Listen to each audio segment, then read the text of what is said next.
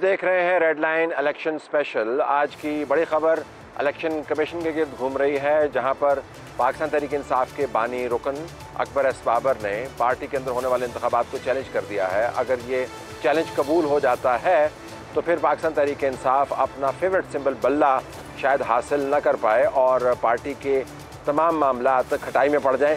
लेकिन मामला election commission के सामने एक पिटीशन का नहीं है। मामला ये है कि पाकिस्तान के 12वें इंतखाबात को करवाने की जिम्मेदारी इलेक्शन कमीशन की तरफ खिसकती हुई आ रही थी और अब तेज़ी से भाग रही है। इसके अंदर 13.25 करोड़ के करीब वोटर्स रजिस्टर्ड हैं और बहुत बड़ी तादाद में लोगों की तवक्कुआत इसके साथ वाबस्ता हैं। जब तकरीबन 750 पौने 800 के करीब असम्बली की सीटें एट स्टेक हों तो आप अंदाज़ा कर सकते हैं कि इलेक्शन किस किस्म का है और उसकी अहमियत क्या है। इलेक्शन कमीशन तज़ादात का शिकार रहा। इंतखाबात ना करवाने से लेकर पार्टियों के मुख्तलिफ़ किस्म के ज़ावियों ने इलेक्शन कमीशन को अपना एक हदफ बनाए रखा। इस हदफ बनने के बावजूद हैरानकुन हद तक इलेक्शन कमीशन ने अभी तक मजमूई तौर पर, अमूमी तौर पर अपनी न्यूट्रलिटी कायम रखी हुई है और अब तो इंतखाबात ज़ाहिर है करवाने इन्होंने ही है। तो पार्टियों ने भी ये मान लिया है कि इलेक्शन कमीशन के साथ बात किए बगैर गुजारा नहीं है। पाकिस्तान तहरीक इंसाफ के वफूद की भी मुलाकात रही है इलेक्शन कमीशन में, JUI की मुलाकात रही है, पाकिस्तान मुस्लिम लीग नून की मुलाकात रही है, पाकिस्तान पीपल्स पार्टी की मुलाकात रही है, जमात इस्लामी की मुलाकात रही है, MKM की मुलाकात रही है, TLP की मुलाकात रही है, BNP की मुलाकात रही है, जो नई जमातें बनी हैं उनकी मुलाकात रही है और बाप जमात जो है वो भी अपने वफूद यहाँ पर भेज चुकी है। तो पार्टियों ने इलेक्शन कमीशन की हैसियत को मानना है और वो मान रहे हैं, लेकिन एतराज़ात का सिलसिला जारी है। इलेक्शन कमीशन ने कैसे इंतखाबात करवाने हैं ये तारीख़ की जजमेंट का वक्त होगा जब इंतखाबात के नताइज आएंगे, लेकिन जो प्रोसेस इस वक्त जारी है उसका तज्ज़िया करने की ज़रूरत है, उस पर रिफ्लेक्ट करने की ज़रूरत है। तो ये जानने के लिए कि इलेक्शन कमीशन अब तक अपनी कारकर्दगी कैसी दिखा चुका है और उस कारकर्दगी की बुनियाद पर इलेक्शन कमीशन आने वाले इंतखाबात को मौसर अंदाज से करवा पाएगा या नहीं, हमने रुख किया सुप्रीम कोर्ट का, जहाँ पर सुप्रीम कोर्ट बार के सदर शहजाद शौकत साहब से हमने मुलाकात की। इलेक्शन एक्सपर्ट हैं, पटिशन के साथ डील करते हैं और उनसे मैंने पूछना चाहा कि इंतखाबात के तनाज़ुर में इलेक्शन कमीशन के रोल को वो कैसे देखते हैं। बहुत शुक्रिया जी। सारे ये कहते हैं कि बड़ा क्रिटिकल इलेक्शन है और इलेक्शन कमीशन अब increasingly centre of the debate है। सो आपके पॉइंट ऑफ व्यू से जहाँ पे आप बैठे हुए हैं, इलेक्शन कमीशन के किरदार को आप कैसे एवेलुएट करें? देखिए, it's too early to call visually the elections, ठीक है, लेकिन अभी तक जो इलेक्शन कमीशन का रोल रहा है and we been examining it the current election commission और ये we start from the Daska elections. ठीक, डस्का इलेक्शन से लेके अब तक for myself as a counsel जो जनरली इलेक्शन लॉज के ऊपर भी काम करता है, I think they pretty balanced. ठीक, but having said that election commission will have an onerous duty this time. तो पहले बैलेंस को जरा डिस्क्राइब कर लेते हैं कि एक ऐसा एनवायरनमेंट जिसके अंदर हर स्टेट टिल्टेड है, उसके ऊपर बैलेंस से मुराद क्या है? जब जिससे कि बैलेंस से मुराद क्या है? देखिए, इलेक्शन कमीशन की कॉन्स्टिट्यूशनली एक रोल है एंड उसका एम्फसिस है एक चीज़ को, free, fair and impartial elections. अब इलेक्शन डज नॉट मीन के पोलिंग डे, ठीक, it means a entire process starting from delimitation, ठीक, and going on to providing an environment जिसमें तमाम फरीक एक लेवल प्लेइंग फील्ड के ऊपर इलेक्शंस कंटेस्ट कर सकें। अब level playing field is a dream, उसमें आपका बड़ा रोल है। तो लेवल प्लेइंग फील्ड तो मेरा ख्याल है इलेक्शन कमीशन की पहुंच से शायद थोड़ा सा बाहर है, ठीक है, बट उन्होंने जो अपने ज़िम्मे काम है वो अगर I think if they can do that as per the book, that will go a long way for ensuring that there is a free, fair and impartial election. अच्छा, अब ये परसेप्शन की बात है, जब हम पाकिस्तान तहरीक इंसाफ के ज़ाविये से इसको देखते हैं तो उन्होंने तो सदर को भी ख़त लिखा, चीफ जस्टिस को भी ख़त लिखा, इलेक्शन कमीशन के सामने अपना मुद्दा बयान करते रहते हैं कि जी बंदे हमारे उठाए जा रहे हैं, हमें जलसा नहीं करने दे रहे हैं। तो देखने को तो ये तमाम मामला जो हैं इलेक्शन कमीशन की जुरिस्डिक्शन से ज़रा ऊपर के हैं। इस्टेब्लिशमेंट से इनका ताल्लुक है, पावर पॉलिटिक्स से इनका ताल्लुक है, लेकिन eventually this will reflect on the election. So in a way इसमें कोई आप इलेक्शन कमीशन का रोल देख सकते हैं कि भाई ये ना करें, ये क्यों हो रहा है? Do you see them play this kind of a role या नहीं? हो नहीं सकता। देखिए ना, कॉन्स्टिट्यूशन मेकर्स ने बड़ा क्लियरली आइडेंटिफाई किया हुआ है the box in which the election commission can move. अब बंदे उठाए जा रहे हैं, this is a law and order situation currently. Election commission ने, मैं समझता हूँ, बड़ा इंटेलिजेंटली अपना रोल प्ले किया है in so far as the transfers and postings are concern. They sort of overtook that. Generally ये नहीं हुआ आज से पहले कभी कि चूँकि elections act is a new legislation, उन्होंने उनको ये इख्तियार दिया और उन्होंने उसको सुपरवाइज़ करने की कोशिश की। एंड वी सी कि every posting and transfer that has taken place since the caretaker regime, वो इलेक्शन कमीशन की टैसिट अप्रूवल से ही आ रहे हैं। ठीक। तो they did something which was never done before as far as I am concerned. लेकिन अब आप अगर उनको ये कहो कि उन्होंने थानों को भी मैन करना है और इंडिविजुअल्स को भी देखना है कि वो जो है, आई एम श्योर के पीटीआई अगर क्लेम कर रही है तो शायद उसमें हो, लेकिन this is not the role. Even MQM had issues to raise, तो ये तो आपको माहौल आपको ऐसा मिलेगा जब आप लोग सवाल उठाएंगे। देखिए सर, वो हम सेल्फ सेंटर्ड भी तो है ना। हर आदमी अपने एंगल से हालात की तशरीह करना चाहता है। अब जैसे डीलिमिटेशन है, जनरली डीलिमिटेशन एक तूफ़ान खड़ा करती है लिटिगेशन। और मैं लास्ट टाइम तो बहुत ज़्यादा इलेक्शन कमीशन के पास भी पेश हुआ, हम रिट्स में भी गए। अब इस बार हम देखते हैं कि उस तरह डीलिमिटेशन के ऊपर लिटिगेशन नहीं हो रही, which implies two things. It can either be number of complaints कम है या नंबर ऑफ कंप्लेंट्स यहाँ तो बहुत ज़्यादा थी, लेकिन आगे रिट्स नहीं आ रहे, नहीं आ रहे, which means that probably people's grievances have generally been settled. एक तो ये ऑप्शन हो सकती है। दूसरा ये है कि लोग इतने सबड्यूड हैं कि लिटिगेशन करना नहीं चाह रहे। अब आप इसको अपने एंगल से देखेंगे। एंगल क्या है? मेरा एंगल ये है कि I think they've done a good work on delimitation. 2018 में सिर्फ नून लीग वाले चीख रहे थे कि हमारे हलकों को डिलिबरेटली तोड़ा गया है और बड़ी बुरी तरह म्यूटिलेट किया। तो वैसी शिकायत कम से कम अब कब मेरे सामने नहीं है, और जनरली हाई कोर्ट में भी पिटिशंस नहीं फाइल हो रही। तो I can presume, and this is just a presumption, that probably they have done things little more better than the last time. अच्छा, दूसरा आपने जुमला बोला था कि ऑनरस रिस्पॉन्सिबिलिटी है। अब ऑनरस चैलेंज है, वो क्या है? What is the challenge? Onerous challenge ये है कि अब आप एक काम आ गया, अब अगला स्टेप है, और मुझे नहीं पता कि judiciary, subordinate judiciary will take over as the returning officers और not, because that's $1 million question. आपका मेरे ख्याल में एक उसके साथ एक सेंस ऑफ कॉन्फिडेंस आता है। Generally people have faith in the judiciary. हम बाद में बहुत जिसके खिलाफ रिजल्ट जाता है वो बाद में बहुत कुछ कहता है। जाते जुडिशरी के पास ही। हमारी जुडिशरी इस लिहाज से बड़ी मजलूम है कि इनके पास जवाब देने का कोई मैकेनिज्म तो होता नहीं, तो जिसका दिल करता है वो कह लेता है। लेकिन बहरहाल ये भी एक अनफॉर्चुनेट हमारी मुल्क का एक प्रॉब्लम है। लेकिन एक बात तो पक्की है ना सर, कि हम सब मुतालबा फिर यही कर रहे हैं कि जुडिशरी करे, and judiciary wants to keep aloof.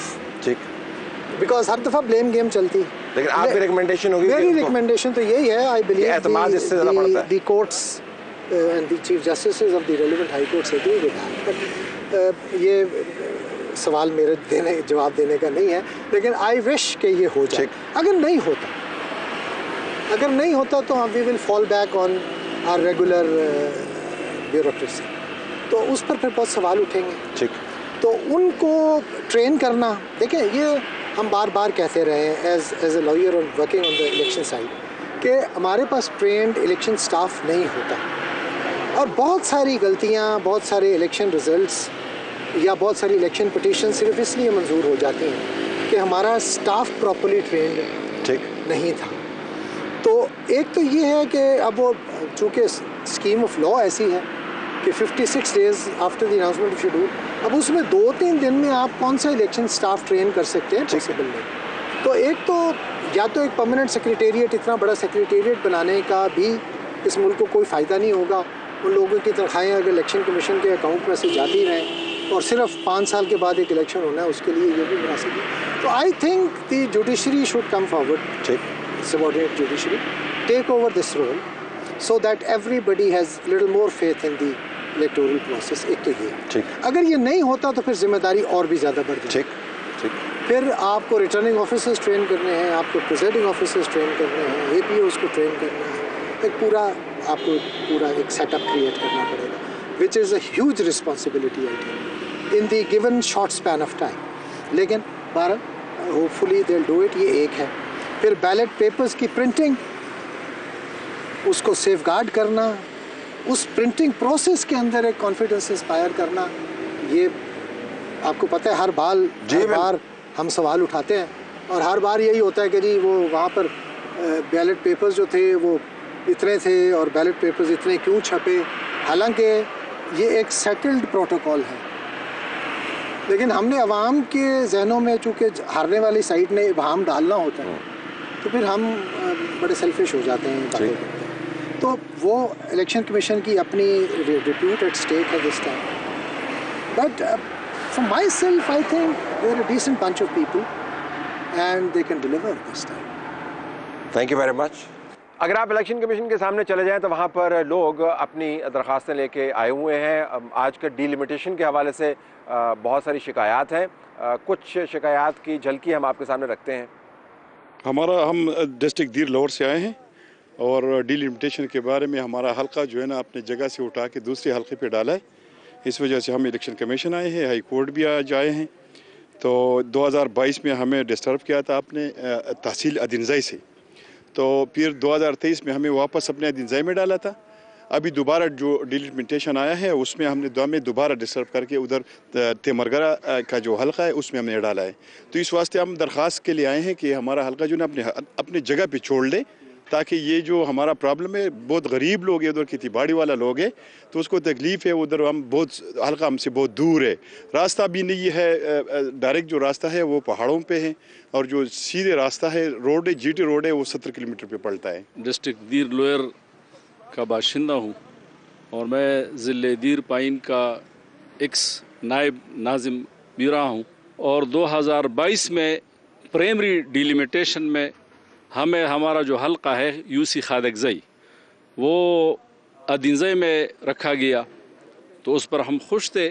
लेकिन इसके ख़िलाफ़ फिर इलेक्शन कमीशन के अंदर पता नहीं क्या हुआ, हमें ये पता नहीं चलता कि इलेक्शन कमीशन के अंदर क्या फैसले होते हैं, कौन ये फैसले करते हैं, सोच समझ के करते हैं या कोई किसी और तरीके से फैसले होते हैं, कि हमें अपने जगह से उठाकर जो हमारा तहसील है वहाँ तक हमारा एक्सेसिबिलिटी ये है कि हम 10 किलोमीटर पे पहुँचते हैं और उन्होंने यहाँ से उठाकर हमें 70-75 किलोमीटर तक हमारा फासला जो है एक्सटेंड किया।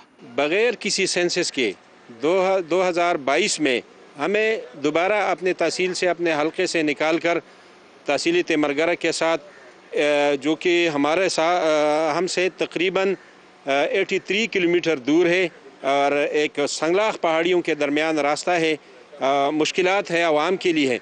मुझे समझ नहीं आ रही है कि इदारे आवाम के लिए सहूलियात पैदा करने के लिए बने हुए हैं कि वो आवाम को सहूलियात दे दे, आवाम को इकट्ठा कर दे, लेकिन इलेक्शन कमीशन ऑफ पाकिस्तान ने हमारा एक ऐसा हल्का बनाकर कि वो संगलाख पहाड़ियों और रास्तों पर मुश्तमिल तकरीबन 83 या 90 किलोमीटर 87 या 90 किलोमीटर तक उसको पहाड़ियों में लंबा करके उसके साथ हमें एडजस्ट कर दिया।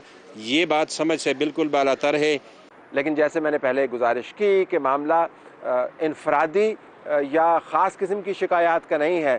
इंतखाबात आपने कैसे करवाने हैं, फ्री एंड फेयर करवाने हैं, लेवल प्लेइंग फील्ड के साथ करवाने हैं, ट्रांसपेरेंट तरीके से करवाने हैं, फंड्स अवेलेबल हैं या नहीं हैं। इलेक्शन कमीशन पर तनकीद करने वाले भी बहुत से हैं। सरवर बारी साहब जो पतन तंजीम को हेड करते हैं, इलेक्शन कमीशन पर तनकीद करते हैं और उनका ख्याल है कि इलेक्शन कमीशन अपनी जिम्मेदारियां सही पूरी नहीं कर रहा। हमने उनको इलेक्शन कमीशन के सामने बुलवाया और वहां पर उनसे पूछा कि वो इलेक्शन कमीशन के ऊपर तनकीद क्यों करते हैं। बहुत शुक्रिया जी। हम आपके आर्टिकल्स पढ़ रहे हैं तफसील के साथ।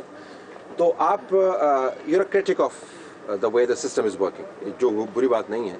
मैं इलेक्शन कमीशन के हवाले से आपका जानना चाहूँगा कि असेसमेंट क्या है कि इलेक्शन अब करीब आ रहे हैं, तो इनका रोल एज वी स्पीक आपको कैसा नजर आता है? देखिए, इलेक्शन कमीशन को हम दो हवालों से देख सकते हैं। पहला हवाला तो जो है वो जो पाकिस्तान के आइन में तय है कि इलेक्शन कमीशन ही की जिम्मेदारी है कि वो free, fair, transparent, just election करवाए। और दूसरा हवाला जो है कि किस हद तक इलेक्शन कमीशन ने जो अपने लिए टारगेट मुकर्रर किए हुए हैं, मसलन इनका जो स्ट्रेटेजिक प्लान है, थर्ड स्ट्रेटेजिक प्लान, उसका एक पिलर है 7। वो ख़ास तौर पर हमें देखना पड़ता है कि उसके हवाले से या इन्होंने जो अपने लिए स्टैंडर्ड इसके अलावा जो तय किए हुए हैं उस पर किस हद तक पूरा उतरता है, उसमें और इनकी अपनी कैपेसिटी क्या है। कैपेसिटी, ठीक है। स्टैंडर्ड की बात करें, जो अपने लिए खुद मेयार मुकर्रर किया, उसके ऊपर आपकी एवेल्युएशन क्या है? देखिए, इन्होंने जो अपने लिए मेयार मुकर्रर किया है कि जी वोटर्स टर्नआउट बढ़ाना है, जो वनरेबल तबके हैं पाकिस्तान के उनकी वोटर रजिस्ट्रेशन पर आना चाहिए, CNSC इशू होने चाहिए। तो वो हमारी नज़र में जब हम इलेक्टोरल रोल जो है लेटेस्ट जो है उनको देखते हैं तो हमारी नज़र में वो कोई बहुत सेटिस्फैक्ट्री नहीं है। आपने घोस्ट वोटर्स का भी जिक्र किया था पिछली मरतबा, और एब्सेंट वोटर्स का भी जिक्र किया। अभी वो सूरत हाल काबू में आई है कि नहीं? मेरा ख्याल है कि अभी तक इन्होंने उसको एड्रेस नहीं किया। आपका ख्याल है या मालूमात है? नहीं, मालूमात है, क्योंकि हम कोई बाहर से डेटा नहीं लेते। हम इलेक्शन कमीशन और जो गवर्नमेंट ऑफ पाकिस्तान के अपने अदाद शुमार होते हैं उन्हीं का एनालिसिस करते हैं और उसी स्टैंडर्ड पर उसको देखने की कोशिश करते हैं। उसकी बेस पे हम कह सकते हैं कि आज भी पाकिस्तान की जो तकरीबन 1.16 मिलियन के लगभग एलिजिबल लोग जो हैं वो वोटर लिस्ट पे नहीं है। कि उसमें तकरीबन आपको, वो तो इलेक्शन कमीशन भी मानता है कि हमारे तकरीबन 1 करोड़ औरतें मर्दों की निस्बत कम है। तो चलो वो 90 लाख होंगी शायद, क्योंकि पॉपुलेशन भी आपको पता है कि हमारे यहाँ Pakistan is one of the few countries जहाँ पर जेंडर गैप बहुत ज़्यादा है, मतलब मर्द ज़्यादा है औरतें कम है। हालांकि दूसरे मुल्कों में औरतें ज़्यादा हैं, मर्द कम होते हैं। ठीक। तो लेकिन इलेक्टोरल रोल के ऊपर अगर आप देखें, मसलन मरी में 78% जो पॉपुलेशन है according to the election commission website वो रजिस्टर्ड एज वोटर है। ठीक। वो आप किसी भी डेमोग्राफर से, एक्सपर्ट से पूछ लें, ये पॉसिबल नहीं है। पूरा फिर जो पोठवार बेल्ट है, पिंडी है, चकवाल है, तलागंग है, जेलम की 75% population is registered as voter. लेकिन तो हमारी नजर में तो आपका पहला एतराज तो ये था कि वोटर रजिस्टर्ड नहीं है। अब आपका एतराज ये कि ओवर रजिस्टर्ड है। ओवर रजिस्टर्ड भी है। अगर उनको हम निकाल दें जो ओवर रजिस्टर्ड है, क्योंकि जो हो सकता है जो डेड पीपल है वो अभी भी इलेक्टोरल रोल हो सकता है या है नहीं है, होंगे, मुमकिन नहीं है। तो भाई दूसरी जो इम्कान है वो ये है कि बहुत सारे लोग जो हैं वो दूसरी जगहों से लाकर यहाँ रजिस्टर किया गया है, क्योंकि पॉसिबल नहीं है। हमारे यहाँ जो पॉपुलेशन ग्रोथ रेट है वो 2.5 है %। तो आपकी तवक्को इलेक्शन कमीशन से क्या है कि हमारी इन मामलात के ऊपर come clean on this and tell us what is happening? नहीं, इलेक्शन कमीशन ने जो रीबटल दिया हमारे इस जब छपा मुख्तलिफ अखबारों में, तो इलेक्शन कमीशन ने रीबटल में बहुत ज़्यादा एक्सप्लेन नहीं किया।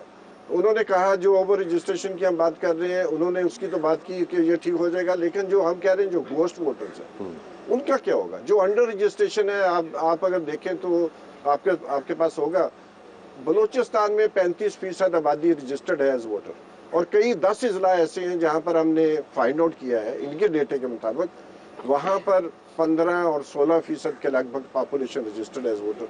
दैट मीन जो इन्होंने अपने लिए 7.2 जो इनका पिलर है स्ट्रेटेजिक प्लान का, उसमें इन्होंने कहा था कि हम जो रजिस्ट्रेशन है बढ़ाएंगे, लेकिन बलूचिस्तान के इन अजला में जो ट्राइबल एरियाज हैं वहाँ पर ये रजिस्ट्रेशन करने में नाकाम हुए हैं। तो एक सेट ऑफ इश्यूज जो हैं वोटर्स के गिर्द घूमते हैं, रजिस्ट्रेशन के, घोस्ट वोटर्स के, अंडर रजिस्ट्रेशन, ओवर रजिस्ट्रेशन, दोनों हैं। इसके अलावा जो मयार है उसमें से क्या? इसके अलावा आप देखिए जो डीलिमिटेशन है, डीलिमिटेशन में जो बहुत अहम चीज़ है कि 10% का लिखा हुआ है बहुत वाज़े तौर पे, 10% प्लस माइनस से ज़्यादा हो तो उसको इन्होंने एड्रेस करना है, ठीक है। अगर ज़्यादा है उसको एक्सप्लेन करना है। तो जो इलेक्शन कमीशन ने रिकॉर्ड की है रीजंस, उसको सारी उन कॉन्स्टिट्यूंसी को कवर नहीं किया जो कि जहाँ पर ये 10% की वायलेशन हुई है। इस्लामाबाद के कुछ इलाकों को NA 54 पिंडी में डाल दिया गया है। And this is available on the election website, election commission की वेबसाइट पर मौजूद है। तो ये इस तरह की बहुत सारी चीज़ें, और तकरीबन 83% प्रोविंशियल असम्बली की कॉन्स्टिट्यूंसीज में और तकरीबन 2/3 of the constituency of NA where petitioners have said कि जी जेरी मैंडरिंग हुई है, और जेरी मैंडरिंग से आपको पता है कि किसी को एडवांटेज होता है, किसी को नुकसान होता है। लेकिन वो पिटिशंस में तब्दील नहीं हुई, शिकायत हैं, लेकिन इस पर तो लिटिगेशन नहीं हुई अभी तक। इलेक्शन कमीशन ने सारी जो पिटिशंस थी उनका जो डेटा है वो शेयर नहीं किया पब्लिक के साथ। लेकिन हमने जो लोगों से बात की है, जो पिटिशनर्स हैं, उनके फ़ोन नंबर लिए हैं, उनसे बातचीत की है, तो अभी तक की मेजॉरिटी ये कह रही है, लार्ज मेजॉरिटी कह रही है कि हमारी जो कंसर्न्स थे उसको एड्रेस नहीं किया गया। तो फंडामेंटल आपका, if you were to pick one, एक बड़ा, सबसे बड़ा जो मयार आप मुकर्रर करेंगे ये जांचने के लिए कि इलेक्शन कमीशन ने हतमी तौर पर नहीं लेकिन रीजनेबल हद तक अपनी जिम्मेदारियां पूरी की हैं फ्री एंड फेयर इलेक्शन करवाने के लिए, तो वो क्या मयार होगा? नहीं, देखिए, पहला मयार तो यही है कि जो आइन का आर्टिकल 218 है, क्या इलेक्शन कमीशन उसके ऊपर पूरा उतरता है? तो हमारी नज़र में हमारे पास मतलब हार्ड फैक्ट्स हैं, उसकी बेस पे हम कह सकते हैं कि election commission is likely to be partisan in the coming elections. ये आपका कंक्लूजन है? ये हमारा partisan in favor of some and against others, ये क्या? We can't say because even partisan? No, partisan हम कह रहे हैं मुख्तलिफ प्रोविंसेस में मुख्तलिफ ट्रेंड्स नजर आ रहे हैं। ठीक है। मसलन PMLN कह रही है सिंध में जो डिलिमिटेशन हुई है वो प्रॉब्लमेटिक है। ठीक है। GDA कह रही है, जो इवन लाड़काना में जो है सफदर वासी साहब, कल उनकी भी किसी अखबार में खबर थी कि हमारा जो जहाँ से मेरा भाई जीता था उस यूनियन काउंसिल को उठा के जो है 7 वाली कॉन्स्टिट्यूंसी में डाल दिया गया। इसी तरह बहुत सारी और जगहों पे हमें नजर आ रहा है। जो तो अगर सारी जमातें एतराज उठा रही हैं तो ये तो न्यूट्रलिटी का बहुत अच्छा पैमाना है। एवरीबॉडी इज सेइंग, तो पार्टीजन किसके हक में हुआ? नहीं, पार्टीजन, क्योंकि पाकिस्तान इज अ फेडरेशन। ठीक। किसी जगह पे हम माजी में भी ये ट्रेंड नजर आते रहे हैं कि खास लोगों को एस्टेब्लिशमेंट सपोर्ट करती है और इलेक्शन कमीशन का टिल्ट उधर नजर आता है। ठीक है। इसी तरह आप देख लें जो इंट्रा पार्टी इलेक्शन है, उसके ऊपर एक पार्टी को कहा जाता है 20 दिन पहले कि आप 20 दिनों में ये इलेक्शन कराएं, इंट्रा पार्टी इलेक्शन, और बाकी पार्टियों के जो इलेक्शंस, अगर एक पार्टी का इशू है, बसद एहतराम, अगर एक पार्टी का इशू है तो उस इशू को दूसरी पार्टी पर तो लागू नहीं किया जा सकता। अगर वही प्रॉब्लम उन पार्टियों में, सिमिलर प्रॉब्लम उन्हीं पार्टियों में है, उनके जो पिछले इलेक्शंस हुए थे उनमें भी वही प्रॉब्लम है। किसने केस मूव किया इसके ऊपर? नहीं, हम तो बात कर रहे हैं, इलेक्शन कमीशन से तवक्को करना है कि एक पार्टी के केस को लेके तमाम, और वो 6 माह आप बैठे रहे उसके जो फैसला महफूज करके, और जब एन इलेक्शन का शेड्यूल आने वाला हो तो आप उस पार्टी को करें, और वो पार्टी इस मुसीबत में भी हो कि वो बाहर निकले तो पकड़ लें आप। तो मुझे लगता है कि इलेक्शन कमीशन को has to some extent so far, बाकी तो पोलिंग वाला मरहला आएगा तो फिर देखेंगे या इलेक्शन का शेड्यूल आएगा, लेकिन I can say with confidence कि so far election commission does not look independent. लेकिन सब लोग इस तज्जिए से इत्तफाक नहीं करते। कमर दिलशाद साहब, जो अब इलेक्शन कमीशन के मामलात के ऊपर एक मुस्तनद नाम माने जाते हैं, उनसे जब हमने पूछा कि क्या वाकईतन इलेक्शन कमीशन जानिबदार है, तो उन्होंने ये जवाब दिया। इलेक्शन कमीशन पाकिस्तान ने 17 अगस्त को जो रोड मैप दिया था उसके मुताबिक वो अमल दरामद कर रहा है, जिसके मुताबिक उन्होंने 30 नवंबर को हल्का बंदियों का नोटिफिकेशन जारी कर दिया, और उसके चंद रोज़ बाद 12 करोड़ 80 लाख वोटरों की एक इंतहाई जदीद तरीन इंतखाबी फरिश्तें तबाद कर दी, जो पाकिस्तान की हिस्ट्री में इंतहाई खूबसूरत हमारी इंतखाबी फरिश्त होंगी। इसके साथ साथ इलेक्शन कमीशन ऑफ पाकिस्तान ने 266 रिटर्निंग ऑफिसर कौमी असम्बली के लिए और 593 रिटर्निंग ऑफिसर सूबाई असम्बलियों के लिए उसका तकर्रर जो है वो चंद रोज़ में हो जाएगा। तीसरी सबसे बड़ी अहम बात यह है कि इलेक्शन कमीशन ऑफ पाकिस्तान ने इंतखाबी फरिश्तों के बाद हल्का बंदियों की तमाम एतराज़ात, जो 1370 एतराज़ात आए थे, उनको बड़े एहसन तरीके से उनको हल कर दिया। अब अगर किसी को एतराज़ात हैं तो मुतल्लिका हाई कोर्ट से रजू कर सकते हैं, उनके लिए दरवाजे खुले हैं। इसके साथ साथ ज़ाब्ता इखलाक जो है वो उन्होंने तमाम सियासी जमातों की मशावरत से जारी कर दिया। मीडिया के लिए ज़ाब्ता इखलाक जो है वो तमाम हालात को देखते हुए, मशावरत करते हुए उन्होंने वो भी ज़ाब्ता इखलाक भी जारी कर दिया। गैर मुल्की मुबसरीन के लिए उन्होंने बाकायदा वजारत दाखिला और वजारत खारजा खतूत लिख दिए। पाकिस्तान के जो तकरीबन 50,000 ऑब्ज़र्वर होंगे उनके लिए तमाम सहूलतें दी जा रही हैं। तो इसके साथ साथ इलेक्शन कमीशन ने 1 लाख पोलिंग स्टेशनों की इमारत बाकायदा फ़िज़िकली चेक करने के बाद उनको डिक्लेयर कर दिया। तो ये सारे मामला इलेक्शन कमीशन जो है वो रोड मैप के मुताबिक काम कर रहा है और अब तवक्को की जा रही है कि 15 दिसंबर से पहले इंतखाबी शेड्यूल जारी हो जाएगा और वजारत ख़जाना ने इलेक्शन कमीशन पाकिस्तान की जो मतलूबा रकम है वो किस्तों में देने का वादा कर लिया। चंद दिनों में 17 अरब मिल जाएंगे, इससे पहले 10 अरब दिए गए थे और ये शेड्यूल आने के बाद मजीद फर्दर जो है वो भी रकूम इलेक्शन कमीशन को मिल जाएगी। लॉ एंड ऑर्डर की सूरत हाल को कंट्रोल करने के लिए इलेक्शन कमीशन पाकिस्तान ने आर्टिकल 220 के तहत वजारत दाखिला खत लिख दिया, तो वहाँ से भी एहलकार मिल जाएंगे। तो सारा मामला जो है बड़े अच्छे तरीके से जा रहा है और इलेक्शन कमीशन पाकिस्तान अपने फ़राइज़ जो है वो आइन और कानून की और आर्टिकल 218 के मुताबिक मुकम्मल कर रहा है। तो फिर इलेक्शन कमीशन की कारकर्दगी को हम कैसे देखें? चैलेंजेस का हमने अहाता कर लिया, इलेक्शन कमीशन की जिम्मेदारी का अहाता कर लिया, हमने एक पॉइंट ऑफ व्यू देख लिया जो फेवरेबल है और बता रहा है कि इलेक्शन कमीशन ठीक काम कर रहा है, नकादों की बात भी हमने सुन ली, तज्ज़िये की ज़रूरत है। तो इसके लिए हमने मतीउल्लाह जान और अब्दुल क़य्यूम सिद्दीकी जो सहाफ़ी तज्ज़ियाकार हैं बिलतरतीब नियो न्यूज़ और जियो न्यूज़, इनसे इलेक्शन कमीशन के सामने खड़े होकर बात की, जानना है चाहा कि इस तमाम सियाक़ो सबाब में जो सेंटर पीस है इलेक्शन का वो इलेक्शन कमीशन है। अभी तक ये दोनों इसकी कारकर्दगी को कैसे देखते हैं? तो क़य्यूम साहब, इलेक्शन कमीशन ऑल सेट आपको लगता है या अभी सेटअप होने में उसको टाइम लगेगा क्योंकि डी डे इज़ अप्रोचिंग?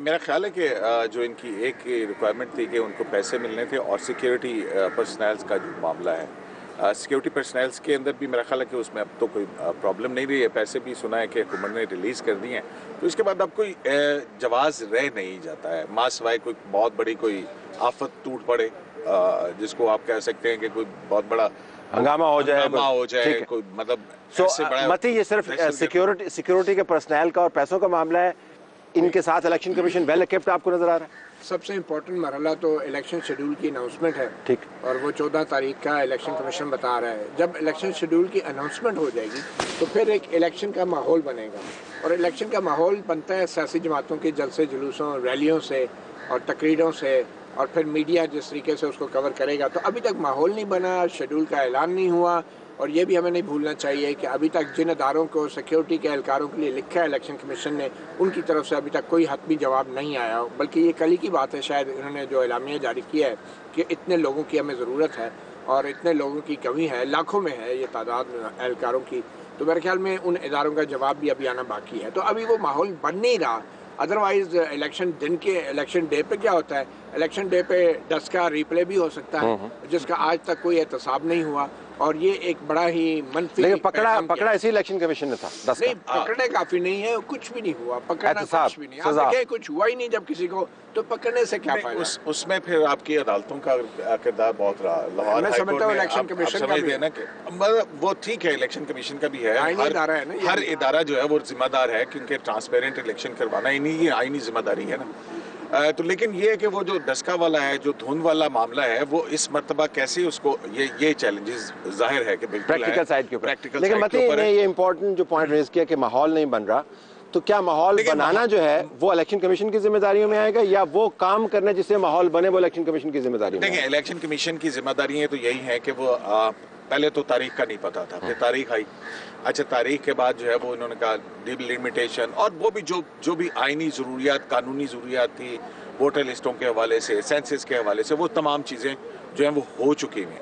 अब जो है वो इलेक्शन शेड्यूल है, जैसे कि मती ने कहा कि इलेक्शन शेड्यूल जैसे ही नॉमिनेशन पेपर्स दाखिल करने की तारीख आएगी तो मेरा ख्याल है कि उसके बाद जो है वो कैंपेनिंग भी लॉन्च होनी शुरू हो जाएगी। एक वैसे इशू जिसका साया हमेशा ऊपर रहेगा कि इलेक्शन वक्त पे नहीं हुए, हाँ, यानी ये जो अब ज़ाहिर है वो अदालती मामला भी है, वो सियासी मामला भी है, लेकिन इलेक्शन कमीशन की कारकर्दगी के ऊपर ये फैक्टर जो है कि पंजाब के अंदर आप देखें वो चला जा रहा है केयर टेकर, KPK के अंदर देखें चला जा रहा है केयर टेकर, मरकज़ के इंतखाबात का आप हाल देखें, तो ये एक स्टार्टिंग डिसएडवांटेज तो है कि नहीं है? नहीं, बिल्कुल डिसएडवांटेज है, लेकिन बात यह है कि वो उन तमाम चीज़ों को मेरा ख्याल है कि अभी जो सुप्रीम कोर्ट की जो जजमेंट आई है उसके अंदर जितनी भी लीगल और कॉन्स्टिट्यूशनल रिक्वायरमेंट्स थी वो पूरी होनी, उसकी एक जस्टिफिकेशन जो है वो मानी गई है, तस्लीम की गई है। अब आगे जो है उसके लिए मेरा ख्याल है कि जो ये 8 फरवरी के इंतखाबात की जजमेंट है उसके अंदर बहुत कुछ कह दिया गया है कि आईनी रूगर्दानी सब ने की हुई है। लेकिन आपका पॉइंट इससे भी कनेक्ट होता है, एहतसाब की जो आपने बात की, सिर्फ ये पॉइंट आउट कर देना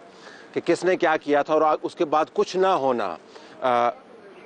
माजी में हमने देखा है कि जो ही जस्टिफिकेशंस आती हैं तो उस वक्त तो वो डंग टप जाता है जिसको कहते हैं, बाद में जब आप असेसमेंट करने लगते हैं तो वो जस्टिफिकेशन आपको ज़ायल होती हुई नजर आती हैं। तो ये इशू कि ये इंतखाबात, क्रिटिकल इंतखाबात वक्त पर नहीं हो रहे, ये कितना बड़ा इशू होगा इलेक्शन कमीशन के लिए? देखिए, सबसे बड़ा सवाल तो ये पैदा होगा कि जिन आला पुलिस अफसरों के खिलाफ कार्रवाई होनी चाहिए थी उनको नौकरियों से बरतरफ किया जाना चाहिए था, उनको जेल में डालना चाहिए था। और जो सियासतदान जो है, डस्का की मैं बात करूँ, और जो सियासतदान जो है नोटों की गड्डियाँ बांटते रहे, DPO की सरबराही में होने वाले इजलास में फरदौस आशिक अमान का नाम लीक्ड इंक्वायरी रिपोर्ट में आया था, और इसी तरह उमर जो थे सियालकोट के, उस्मान डार का नाम लीक रिपोर्ट में आया था, उनके खिलाफ कुछ भी नहीं हुआ। तो अब ये यही मैसेज गया कि शायद उन आला पुलिस अफसरों को एक बार फिर उसी काम के लिए इस्तेमाल किया जाएगा, और वो लोग अभी भी अपने फ़राइज़ अंजाम दे रहे हैं। और इलेक्शन कमीशन जो है लाहौर हाई कोर्ट में एक फैसले के खिलाफ अपील में बैठा हुआ है, इंट्रा कोर्ट अपील में, और जो लाहौर हाई कोर्ट के 2 जजेस हैं वो अपील का फैसला नहीं कर पा रहे, और अभी तक इलेक्शन कमीशन की तरफ से कोई दिलचस्पी जो है सामने नहीं आई। तो टेंटेड ऑफिशियल्स को साइडलाइन कर सकते हैं, ये तो जुरिसडिक्शन में है कि नहीं है? साइडलाइन बेशक हो जाएंगे, लेकिन इस प्रोसेस को बचाने के लिए तलाश साइडलाइन करने से कि ना तो वो OST होंगे ना वो सस्पेंड होंगे, तो साइडलाइन से क्या, उन्होंने जो करना था कर दिया। इलेक्शन की जिम्मेदारियां उनको ना दें, नहीं बिल्कुल सही है, लेकिन यह कि उनको जो जुर्म और सजा का जो कॉन्सेप्ट है वो कहाँ गया? एक अफसर अगर बरतरफ हो जाता है पुलिस का तो किसी को जरूरत ना होती है। मतलब is really big on accountability, but he has a great point two make. मतलब ये कि अगर आपने माजी में उन लोगों को, उस निज़ाम के उस हिस्से को आपने प्लग नहीं किया जिससे ये तमाम धांधला हुआ था डस्का के अंदर, तो फिर लोग कहेंगे जी कि इस मरतबा भी दरवाजे खुले होंगे। That's a perception. देखिए, इलेक्शन इन जितने भी हमारी इंतखाबी तारीख के अंदर अगर देखे जाए तो कोई नहीं कहेगा कि जनाब फेयर इलेक्शन हुई। किसी पोलिटिकल पार्टी ने जो इक़्तिदार में आई या इक़्तिदार से बाहर रही उसने इंतखाबात को तस्लीम नहीं किया, लेकिन वो जो कहते हैं ना कि अब जो हुआ है वो एक एक्सपीरियंस तो है ना, ठीक है, एक तजर्बागात, एक आपको पता लगा कि कहाँ कहाँ जो है वो लूज वो पोल्स हैं या जहाँ पे आप जो है ना उसको आपने प्लग इन करना है। ठीक है, तो ये किसकी जिम्मेदारी? इलेक्शन कमीशन ऑफ पाकिस्तान की जिम्मेदारी है। तो अब जो है वो जाहिर है कि चाहे मेरा ख्याल है कि अगर इंतखाबात हो जाते हैं और होंगे जैसा कि लगता है, ये आपने तजिया करते करते बीच में खामखा का हमें नहीं बोलना चाहिए कि अभी नवाज शरीफ के अपीलों का भी फैसला है, एक अपील केस का फैसला रहता है। हाँ। नहीं, वो भी उसमें भी क्लैरिटी अभी इतनी नहीं आ रही, लेकिन वो तो इंफरादी केस हो गए जिसकी वजह से इलेक्शन तो नहीं आगे पीछे होंगे। देखिए, इलेक्शन अगर नवाज शरीफ के हवाले से फैसला क्लियर नहीं होता तो लोगों के जहनों में तो डाउट रहेंगे। लोग किसके लिए बाहर निकलेंगे? एक जेल में है, एक बाहर नाअहल है। That's a good point. So क्या voter turnout will be another example कि आपने कितना माहौल क्रिएट किया है, लोगों को इंस्पायर किया है, उनको कन्विंस किया है, क्योंकि low voter turnout would mean कि बेसिकली इलेक्टोरल एक्सरसाइज जो है उसके ऊपर सवालिया निशान है। People are voting by not voting. अब ये लोगों का बाहर निकल, मेरा ख्याल है कि आप इलेक्शन का पहले जो है वो नॉमिनेशन पेपर्स का जो है ना वो कैंडिडेट सामने आ जाए सारे, उसके बाद 2 महीने होते हैं, 2 महीने के अंदर जो है आपको एक इलेक्शन कैंपेन बनती हुई नजर आती है। इलेक्शन कमीशन की क्रेडिबिलिटी एट स्टेक है। ना तो डस्का के ऊपर इलेक्शन कमीशन ने अवाम को अपडेट किया है, ना ही RTS के ऊपर इलेक्शन कमीशन ने, क्योंकि इसके इदारे की ये बहुत बड़ा, मैं समझता हूँ तारीख वो इनफरादी काम नहीं था इदारे का। ना तो RTS के हवाले से अवाम को कॉन्फिडेंस में लिया गया है, तो इन चीज़ों के होते हुए इलेक्शन कमीशन की क्रेडिबिलिटी ऑलवेज एट स्टेक रहेगी, अपार्ट फ्रॉम द क्रिटिसिज्म जो कि सियासी जमातें जैसे तहरीक इंसाफ कर रही है इलेक्शन कमीशन पे। तो इलेक्शन कमीशन के अलावा कोई और इदारा है जो इलेक्शन करवा सकता है? नहीं, बेशक करवाए, लेकिन क्रेडिबिलिटी के साथ करवाए ना। जब तक कोई रिजल्ट सामने नहीं आते हैं इसीलिए उसमें तो कोई शक नहीं है, उसमें तो कोई शक नहीं है, लेकिन क्रेडिबिलिटी एस्टैब्लिश करना जरूरी है इदारे के लिए। तो बिल्कुल आईनी इदारे की क्रेडिबिलिटी थी। आप देखेंगे जब PDM की अपोजिशन थी तो उस वक्त अपोजिशन जीत रही थी, और जब ये हुकूमत में आए हैं तो फिर बाई इलेक्शन जो है उसके अंदर अच्छा क्रेडिबिलिटी कुछ उन्होंने विन बैक भी की है। मतलब ये पाकिस्तान तहरीक इंसाफ जिसने उसको बदतरीन तनकीद का निशाना बनाया और कहा जी कि ये तो नवाज शरीफ की जेब के अंदर मौजूद है और पता नहीं क्या क्या बातें की, उनके वफूद फिर यहाँ पर आए और फिर शाह महमूद कुरैशी जब वो जेल से बाहर थे और असद उमर जब वो पार्टी नहीं छोड़ के जा चुके थे, यहाँ पर आकर इलेक्शन कमीशन के ज़राए भी बताते हैं और आप लोगों ने भी रिपोर्ट किया बाकायदा, उन्होंने माफ़ी मांगी इनसे। सो in a way election commission जिस तरीके से स्टार्ट किया था, अब निस्बतन क्रेडिबिलिटी आपको बेहतर नजर आती है? नहीं, क्रेडिबिलिटी सियासी जमातों के अगर वफूद आके मिलते तो इससे कोई क्रेडिबिलिटी नहीं बनती आईनी अदारे की। ये उनकी मजबूरी है, उन्होंने आखिरकार इलेक्शन में हिस्सा लेना है, लेकिन आगे माफी मांगना, अपने किए को शर्मिंदा होना। की नजरों में मैं समझता हूँ क्रेडिबिलिटी इलेक्शन कमीशन की तब बनेगी जब RTS और डस्का के ऊपर आवाम को अपडेट दी जाएगी इलेक्शन से बहुत पहले कि क्या एक्शन हुआ है, अगर नहीं हुआ तो किस वजह से नहीं हुआ और कौन लोग जिम्मेदार हैं जिन्होंने एक्शन नहीं होने दिया। ये again makes a very important point which is के ये माजी जो है ना, उससे आप जान नहीं छुड़ा सकते। तो मेरे ख्याल में माजी के 3-4 केसेस जिनका आपने जिक्र किया, इसका क्लोजर करके that's a good way to start. नहीं, ये भी होना चाहिए। देखिए, बात यह है कि आईनी जिम्मेदारी है कि आपने शफाफ और मुनसिफाना इंतखाबात करवाने, उसके लिए कुछ भी करना पड़े, मेरा ख्याल में वो इलेक्शन कमीशन ऑफ पाकिस्तान को आइन और कानून के दायरे के अंदर रह के करना चाहिए। बिल्कुल बताना चाहिए कि RTS क्यों बैठ गया था, RTS किसके कहने पे बैठ गया, क्योंकि आगे फिर आपको इल्ज़ामात का सामना करना पड़ेगा। कोई भी पॉलिटिकल पार्टी जो है वो जीतेगी या हारेगी, दोनों सूरतों के अंदर जो है वो आपको आना पड़ेगा और उसके लिए आपके पास लीगल जस्टिफिकेशन होनी चाहिए जो नज़र भी आए। और मेरा ख्याल है कि अब तक की जो डिजिटल जो मरदमशुमारी और वोटर लिस्टों के हवाले से और डिलिमिटेशन के हवाले से भी एतराज़ात जो है वो खासे आ रहे हैं। देखें उसके बाद क्या सूरत हाल बनती है। Okay, I have to leave it there. बहुत शुक्रिया आपका, थैंक यू वेरी मच। हम इसको मेक और ब्रेक इलेक्शन कह रहे हैं। जमातों की तवक्कुआत आसमान से बातें कर रही हैं, वोटर कुछ चुस्ती दिखा रहा है, हालात दहशतगर्दी के हवाले से काबू में नहीं नज़र आते, लेकिन इंतखाबात बहुत मुद्दत से पेंडिंग हैं, इनको करवाए बगैर अब चारा नहीं है। लेकिन सिर्फ इंतखाबात नहीं करवाने, इंतखाबात करवा के उनके रिज़ल्ट्स को आपने अमूमी तौर पर इंडोर्स भी करवाना है। ये इंतखाबात पाकिस्तान की तारीख़ के अहम तरीन इंतखाबात तो हैं ही, लेकिन इलेक्शन कमीशन बिलखसूस चीफ़ इलेक्शन कमिश्नर का ज़ाती इम्तिहान भी है। हमारी तरफ से यही कुछ इजाज़त चाहते हैं। अल्लाह हाफ़िज़।